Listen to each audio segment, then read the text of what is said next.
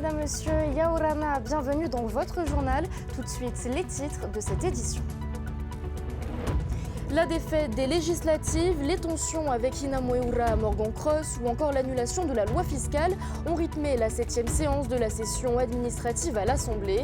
Le gouvernement était attendu au tournant et il est loin d'avoir convaincu l'opposition. Le président de la Polynésie française, Moetai Broderson, est en plateau ce soir pour éclaircir ses différentes prises de position. 41 voix pour et 16 abstentions. L'Assemblée de la Polynésie donne son feu vert à la légalisation du cannabis thérapeutique. C'était un premier pas très attendu, mais le travail est encore loin d'être achevé. Il faut désormais lancer l'ouverture de la filière du CBD. Pour terminer ce journal, nous irons à Maupiti, où 3 troupes préparent le Heiva. Vous le verrez, l'événement est très attendu par les 1200 habitants de l'île.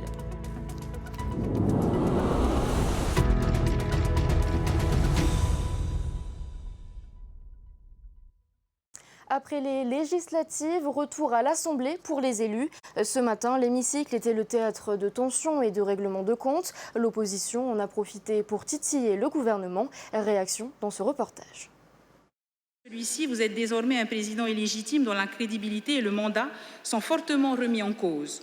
Pas par vos opposants politiques, pas même par la France, mais par le peuple qui vous a désavoué et sanctionné et par les membres de votre propre famille politique. Interpellé lors des questions orales sur sa légitimité après les résultats des élections législatives, où 53 000 électeurs ont accordé leur confiance au Amuitatau contre 43 000 au Tavini, le président du pays ne laisse planer aucun doute. La majorité qui est là devant moi, elle est solide. Aujourd'hui, ce que j'entends là, c'est les applaudissements de 38 représentants d'une majorité solide. Ce n'est pas un blocage des institutions. Il n'y a aucun motif de dissolution de notre Assemblée. Si des dissensions sont apparentes chez le Tavini depuis les législatives, les membres du parti semblent d'accord sur une chose, il ne faut pas retomber dans une période d'instabilité politique. Le gouvernement actuel doit rester en place. Il est irresponsable de leur part, irresponsable de la part du premier parti d'opposition de notre pays, de demander une dissolution de l'Assemblée de notre pays, alors que ce que les Polynésiens demandent, c'est de la stabilité. Aujourd'hui, force est de constater que les autonomistes nous rejouent encore la rengaine de l'instabilité politique uniquement pour gagner le pouvoir. Nous ne sommes pas irresponsables, nous ne souhaitons pas d'instabilité politique dans notre pays. Selon l'opposition, la question de Te Puarauri Teritei n'a pas eu l'effet escompté. Moetai Broderson semble ne pas remettre en cause la responsabilité de son gouvernement. Aujourd'hui, en face de nous, comme d'habitude, on a un président qui est dans un déni apparent et puis qui préfère faire des boutades et puis noyer le poisson que de regarder la réalité en face. Mais à un moment donné, la réalité, elle éclate, puisqu'on l'a vu, elle a éclaté dans les urnes samedi dernier. Si certaines figures du Tavini pointent du doigt la responsabilité du parti et du gouvernement dans cette défaite, le chef de l'exécutif ne le voit pas tout à fait du même œil. Le président de la Polynésie va justement réagir sur notre plateau. Moetai Broderson, Yaorana. Yorana. Alors avec la question orale de Te Puarauri Teritei, l'opposition voulait, je cite, s'assurer que vous avez compris le message qui est sorti des urnes samedi dernier. Selon eux, vous êtes dans le déni. Que leur répondez-vous ce soir ? Je leur réponds qu'en 2022, ceux qui étaient dans le déni, visiblement, ça devait être eux, puisque 3-0 pour le Tavini, je n'ai pas entendu Te Puarauri réclamer la démission d'Edouard Fritsch ou la dissolution de l'Assemblée. Donc à un moment donné, il faut être cohérent, et surtout, je trouve ça inquiétant de la part de Te Puarauri, qui est pourtant une femme politique d'expérience, de venir sur ce terrain. Vous n'avez pas connu ces années-là, mais moi j'ai connu les années de 2004 à 2013, les années d'instabilité. C'est tout sauf ce dont on a besoin aujourd'hui. On a besoin de stabilité. Aujourd'hui, dans l'ensemble des Outre-mer français, nous sommes cités en exemple pour notre stabilité, pour la santé de notre économie. Franchement, cette demande, elle est irresponsable et déplacée. Plusieurs figures du Tavini ont souligné la responsabilité du gouvernement dans la perte de 2 des 3 sièges à l'Assemblée nationale. Remettez-vous en question votre bilan ? Je ne remets pas en question le bilan. J'accepte la critique, je l'entends. Je ne pense pas que les responsables du Tavini aient demandé à ce que le gouvernement démissionne. Ce n'est pas ce que j'ai entendu, ce n'est pas ce qui a été demandé aujourd'hui. Le gouvernement a sa part dans ce qui s'est passé aux élections. Le parti a sa part. Tout le monde, c'est dans cet esprit-là qu'on a fait notre bilan en commun au lendemain des élections, dimanche après-midi. On n'était pas dans ce qu'on appelle le blame game, on n'était pas là à dire c'est ta faute, c'est ta faute, c'est ta faute. On a essayé d'analyser effectivement pourquoi ça n'avait pas fonctionné aussi bien qu'on l'aurait voulu. Je rappelle quand même qu'on a gardé la troisième circonscription. Et quel bilan tirez-vous justement? Est-ce qu'il y a des ajustements à faire? Il y a des ajustements à faire, je l'ai dit sur certains plateaux, il y a une clarification de la ligne politique du Tavini qui doit se faire. Mais encore une fois, chacun à sa part de responsabilité. Il ne s'agit pas de pointer les uns et les autres du doigt. L'actualité de votre parti nous emmène sur un autre sujet, les prises de parole de Tina Cross. Trahison, conspiration contre les intérêts du parti, intimidation et menaces sur la personne d'Oscar Temaru. Ce sont de lourdes accusations. Les démentez-vous ce soir? Oui, je les dément et puis je n'en dirai pas plus parce que franchement, je ne pense pas que ça intéresse qui que ce soit. À part les amateurs de ragots de caniveau, à part l'opposition qui a l'air de s'en réjouir. Est-ce que ça intéresse réellement les Polynésiens? Non. Ce qui intéresse les Polynésiens, par exemple, c'est que vont faire les 2461 bacheliers qui ont réussi, que je félicite d'ailleurs au passage, et qui vont pouvoir bénéficier d'un budget alloué aux bourses étudiantes maintenant qu'ils ont le bac, qui a été multiplié par 4,5. Ça intéresse les Polynésiens. Ce qui intéresse les Polynésiens, c'est le projet Google, dont on a annoncé aujourd'hui des avancées considérables. Ce qui intéresse les Polynésiens, c'est donc la modification du Code des postes et télécoms qui a été adoptée à l'unanimité ce matin pour permettre l'arrivée de Google. Ce qui intéresse encore les Polynésiens, c'est cette loi de pays sur le cannabis thérapeutique. Voilà. Les atermoiements d'une maman blessée, je pense que ça n'intéresse personne. On entend, mais on va quand même revenir dessus parce que ça a beaucoup fait parler. Vous avez notamment fait un live hier soir sur Facebook pour clarifier la situation. Ce matin, vous avez dit à l'Assemblée qu'il faut avoir un minimum de respect pour le leader du Tavini. Tina Cross affirme, et je cite, que vous respectez son autorité quand ça vous arrange. Oscar Temaru aurait soutenu la candidature de Hina Moeura Morgan Cross dans la course aux législatives. Tony Geros et vous-même l'aurez torpillé, ce sont ses propres mots. Une réaction à ce sujet? C'est juste faux. Madame Cross parle de réunions auxquelles elle n'a pas assisté, et auxquelles moi j'ai assisté, auxquelles Tony Geros et d'autres ont assisté, qu'elle ne vienne pas parler de choses qu'elle ne connaît pas et auxquelles elle n'a pas assisté. Vous demandez toute dernière question. Vous demandez à Hina Moeura Morgan Cross de quitter le groupe du Tavini à l'Assemblée. Elle ne compte pas partir.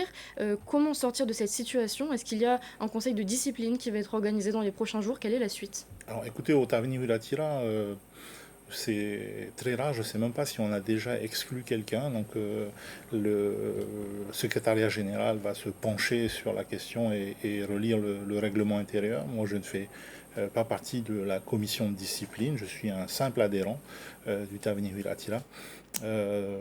J'apporte quand même une correction, je n'ai pas demandé à Hina Moeura. Vous l'avez sous-entendu lors de votre live hier soir. Il faut être précis sur ce qu'on dit et sur ce qu'on écrit. J'ai conseillé à Hina Moeura de sortir du groupe pour son propre bien. Parce qu'aujourd'hui, on le voit bien, ça ne marche pas. Vous l'invitez à sortir du groupe quelque part? Oui, à sortir du groupe, pas de l'Assemblée. Elle va rester élue à l'Assemblée. Maintenant, elle fait ce qu'elle veut. C'est son choix. Mais quoi qu'il en soit, franchement, le point de non-retour a été atteint. À quoi ça rime de vouloir rester dans un groupe qu'on torpille jour après jour? Donc selon vous, le point de non-retour a été atteint, il ne faut pas continuer sur cette voie-là? Écoutez, quand une élue d'un groupe envoie l'huissier à son président de groupe, je crois que la rupture est consommée. Eh bien, merci beaucoup, Motaï Bourdersen, pour ces précisions. Et on retourne à Taraheuil où la nouvelle réglementation relative à certaines activités et médicaments liés au cannabis a été votée. Elle était très attendue par les malades qui se soulageaient jusqu'ici dans l'illégalité. Et cette étape marque le début d'une phase test. Les précisions d'Athéna Milcam. L'examen du texte était annoncé pour fin février par le gouvernement indépendantiste. Il a finalement eu lieu ce mardi matin. La nouvelle réglementation liée au cannabis sans propriété stupéfiante et aux cannabinoïdes a été adoptée par 41 voix pour et 16 abstentions. Elle autorise notamment l'usage médical du cannabis sur le territoire, une demande de longue date des associations et de certains malades. Cette nouvelle loi de pays vient répondre à une grosse attente de la population qui souffre et qui revendiquait justement cet usage thérapeutique du cannabis. C'est un honneur aussi pour nous, puisqu'il est à souligner que la Polynésie française est quand même le premier territoire de la République française à légaliser l'usage médical du cannabis. L'aspect médical de cette loi met tout le monde d'accord. En revanche, le texte prévoit également la mise en place d'une filière chanvre, donc du cannabis avec un taux de THC inférieur ou égal à 0,3%. La loi pose un nouveau cadre pour les activités d'importation, de culture et de production, dont les dispositions seront précisées par arrêté du Conseil des ministres. Des imprécisions qui ont fait réagir l'élu de Aherea Porinitia, malgré son positionnement en faveur du texte. S'agissant de la culture du cannabis, dépourvue de propriétés stupéfiantes, le projet de loi de pays organise ses modalités par un régime d'autorisation sur déclaration préalable, mais également d'agrément pour l'importation et la cession de semences en vue de développer une nouvelle filière de culture de chanvre, dont les conditions ne sont pas entièrement connues à ce stade, puisqu'une nouvelle fois, elle reste à être définie par le Conseil des ministres. Le texte suscite également des inquiétudes auprès du groupe Tapura. L'élu de Paea a par exemple souligné le travail sémantique à réaliser auprès des populations, en plus de questionner sur les dérives possibles. Des interrogations légitimées par le ministre de la Santé. Donc on parle de CBD d'un côté et de cannabis thérapeutique de l'autre. Et ça nous permet de faire le distinguo.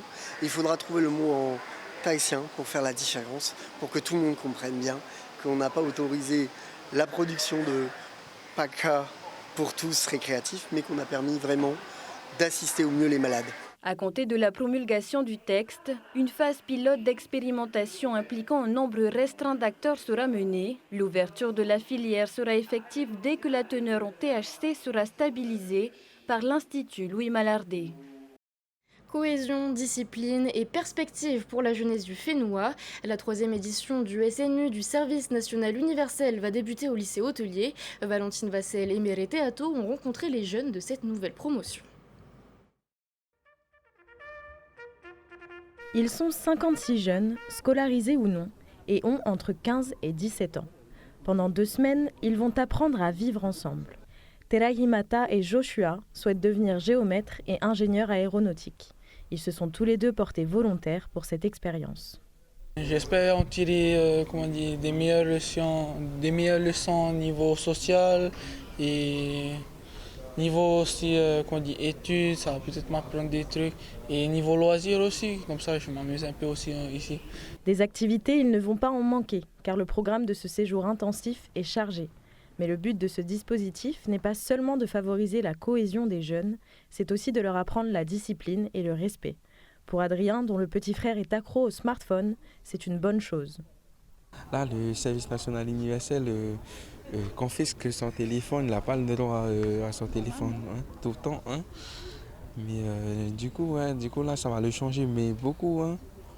Selon le coordinateur du SNU, le but est aussi et surtout de les responsabiliser, leur inculquer des valeurs qui leur permettront d'évoluer dans le monde du travail. Donc ça va quand même leur ouvrir à la fois des portes et en même temps, nous l'espérons, renforcer chez eux l'idée de persévérance scolaire, parce que c'est aussi le but ultime de ce service national universel, c'est qu'ils persévèrent dans leurs études, qu'ils décrochent des diplômes, qu'ils poursuivent ou qu'ils s'intègrent professionnellement, quelle que soit la voie qu'ils choisiront, mais en étant plus forts. Les jeunes se verront remettre leur diplôme de volontaire du SNU, mais aussi celui de premier secours civique lors de la cérémonie de clôture, le 20 juillet. Un mot de football maintenant. Les Bleus s'arrêtent aux portes de la finale. Ils se sont inclinés 2-1 face à l'Espagne. À Pape Été, de nombreux supporters ont suivi la rencontre. Désiré Taïvao et Zaineb Anachi étaient avec eux. 8 minutes après le coup d'envoi, Randall Colomwani met l'équipe de France sur orbite. Mais très vite, la joie des supporters des Bleus s'estompe. Après le quart d'heure de jeu, les Espagnols égalisent avec un but de Yamal. Dans la foulée, la Roja prend l'avantage. À la mi-temps, l'Espagne mène au score, mais les supporters français gardent une lueur d'espoir. On a l'équipe avec le plus de hauteur, des vrais physiques plus costauds. Donc au final, moi j'y crois, carrément. On est bien rentré dans le match, mais là on se laisse un peu trop faire par les Espagnols malheureusement. Il faudrait qu'on se réveille offensivement en deuxième mi-temps, quoi. Il va falloir être plus incisif que ça. En deuxième période, les hommes de Didier Deschamps manquent d'inspiration. Les minutes s'écoulent et le scénario catastrophe devient réalité. Très déçu parce qu'on a mené au score. Puis après, ils ont égalisé, ils sont remontés. On avait une dernière occasion à la fin, mais bon, c'est dommage, quoi. Mais bon, c'est comme ça, c'est le sport bien joué. Après, on savait bien que ça allait être difficile, mais bon, c'est ça le foot. Hein. J'avais de l'espoir, mais le problème, c'est qu'on ne cadre pas, on n'est pas utile. C'est ennuyeux quand on joue. Ça donne pas envie de regarder. Pour les Bleus et leurs supporters, l'Euro s'arrête aux portes de la finale. De leur côté, les Espagnols connaîtront leurs adversaires demain à l'issue du match opposant l'Angleterre aux Pays-Bas. Direction les îles sous le vent où Maupiti célèbre elle aussi le Tchurei. Et cette année, 3 troupes préparent le Heiva pour le plus grand bonheur des habitants de l'île. Laure Philibert, Jessica Doucet et Tserenui Pahuiri Philippon ont assisté aux répétitions. Regardez. Elle répète depuis 2 mois. Les 3 troupes inscrites au Heiva Imaupiti, Farauru, Papav'ei et Fariu, terminent leur répétition. Alors on avait pris comme thème cette année Teaveura Puroroa Ata. C'est l'histoire d'une jeune femme qui se transforme en plusieurs spécimens. Au début, elle est une femme, ensuite elle peut se transformer en scolopendre et en chien. Pas facile de mobiliser les jeunes de l'île. Pour les attirer, les chefs de troupe les invitent aux répétitions. Si Maupiti est connu pour valoriser la tradition, la modernité influence tout de même les danseuses. Certaines ont même recours aux fossiles. Ça commence à venir, oui, parce que cette année, j'ai demandé à ce qu'elles sont maquillées par rapport aux années précédentes. Pour avoir plus de charme et que les filles aient une expression homogène. TAV espère emmener sa troupe bien au-delà des Raromat'ei. C'est mon rêve d'être sur Toata. Mon rêve depuis toute petite, parce que c'est la scène mythique pour tout ce qui est spectacle, Heiva. Hein? Et je pense que tous ceux qui savent danser, qui sont ancrés dans la culture, veulent être sur la scène de Toata. Début des soirées de concours, le 15 juillet. Toujours à Maupiti, nous rejoignons Tserenui Pahuiri Philippon. Et Tserenui Yaurana, vous êtes avec la présidente du comité Heiva Rau. Les festivités démarrent le 15 juillet. Comment se passent les préparatifs du Heiva? Yaurana Emma, ici à Maupiti, le Heiva bat son plein. Il a démarré le 13 juin et se poursuivra jusqu'au 4 août. C'est pour cela que je reçois la présidente du comité Heiva Rau de Maupiti. Il s'agit de Taupe Teoroi Tawid'ei, Yaurana Taupe. Yaurana. Alors dis-nous comment est-ce que cela s'organise ici? Alors à Maupiti, on a débuté les travaux par contre depuis le mois de mars, à construire nos baraques foraines spécialement en local, plus du local que des trucs qu'on trouve au magasin. Combien y a-t-il de baraques cette année? Cette année, on est à 6 baraques cette année. Il y a des restaurants, oui. On dit c'est énorme, oui, par rapport aux années précédentes qui étaient à 4 ou 3. Cette année, on est à 6. On va dire on est à 6 restaurants au moins, 2 salles de jeu et 1 bar dancing. Alors on entend en fond les groupes de danse qui répètent. Combien y a-t-il de groupes pour cette année? Pour cette année, on est 3 groupes. On est à 3 groupes en compétition et on voit la motivation dans nos jeunes. Plus ou moins ceux qui étaient moins l'année dernière, aujourd'hui, ils sont plus de 30 personnes. Comment vont se passer les soirées de concours de danse? Alors pour la première semaine qui va se passer le 15 de la semaine prochaine, on va commencer par les tout petits d'abord, pour les 3 groupes. Les petits de 4 ans jusqu'à 12 ans. Et la semaine du 20, ça va être les jeunes de 13 ans jusqu'à 50 ans et même plus. Alors qu'est-ce qui a gagné?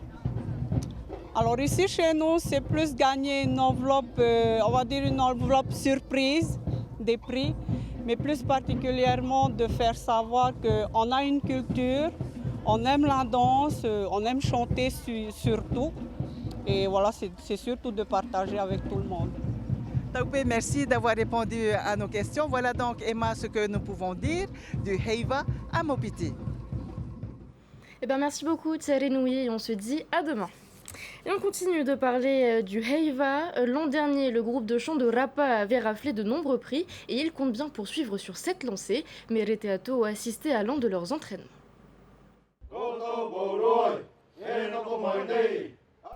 À la tombée du jour, c'est dans un quartier de Taonoa que le groupe Tamarki Rapa, éparpillé sur toute l'île, se rejoignent et répètent leur chant. Plein de ressources, Piero Fraire, auteur, compositeur et chef d'orchestre, mène le chœur de Oparo encore une fois sur To'ata cette année, avec l'espoir de garder son titre. En Taraba, nous avons mis en place une façon de chanter qu'on a toujours chanté chez nous. On n'a jamais chanté à To'ata. Et voilà, on va mettre ça, c'est une nouveauté. Et puis même monter, toi, la clé. Do, après le ré, ça monte, quoi, ça change. Quoi. Tout ça, c'est un moyen pour nous pour gagner encore le prix. Bon, maintenant, c'est le jury qui décidera. J'ai toujours dit au groupe, il faut rester humble. Humble, c'est l'humilité qui nous fera gagner. Il ne faut pas rater. Moi, je. Originaire de Rapa, Yannick, pour la première fois, s'essaye au Haou. C'est l'une des voix d'hommes qui bat la mesure en chant polyphonique. Comme moi, j'étais un ancien militaire, et ça fait 6 ans maintenant que je suis à la retraite. Et cette année, j'ai décidé de venir chanter parmi les Tamarki Rapa. Et voilà. Tu commences avec le Haou? Avec le Haou, voilà, exactement. En fait, j'ai en tête d'apprendre, en fait. Ça donne bien le rythme dans le chant, en fait. Hein. Et c'est bien que quand il y a le Haou qui est bien là, il y a le Parparao, il y a le Haou, après il y a d'autres, je ne sais pas d'autres. Hein. Oui, le Ahé aussi, je pense. C'est lequel le plus facile pour toi? C'est le Ahé, je pense. Vendredi soir, ils seront 70 sur les planches de To'ata à chanter sur le thème des mangos, une plante endémique de l'île en voie de disparition dont la fleur est comestible.